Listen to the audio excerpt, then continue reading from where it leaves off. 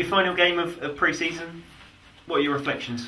Well, I think I've said to you guys all the way along that I'm not bothered about results, but it's nice to get a win under your belt just before the season starts, and certainly in the final week as well, which in an ideal world I would have liked to have kept clear. But, you know, finances dictate when you're in the second division, and you know, we needed QPR to come here on Friday and West Ham to come here. We had a decent crowd again, and gives you one or two more pennies to spend, hopefully. But yeah, I'm delighted with the final preparations from a fitness perspective and also from an injury perspective, which I've said to you all along.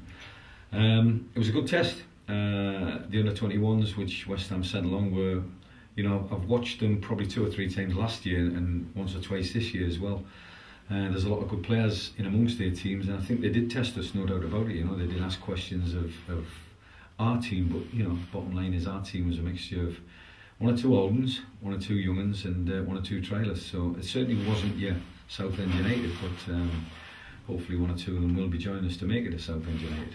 You made a few changes. Was that to give other people a chance and just to give the trialists as long as possible to try and impress? I think the trialists, for sure, and to be brutally honest, I was a little bit fearful of putting in. I think I had 8 of the first teamers that started on Friday that weren't playing today, and I was quite simply wrapping them up in cotton wool.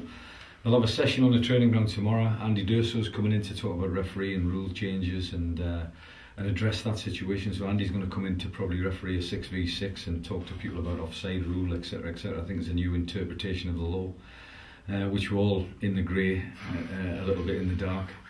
So we've got that tomorrow, and then the final preparations with regards to the start of the season. But hopefully, fingers crossed, and I've said it to you all along, we'll have another couple coming in the next 48 hours. I'm almost certain we'll have another couple coming in the next 48 hours.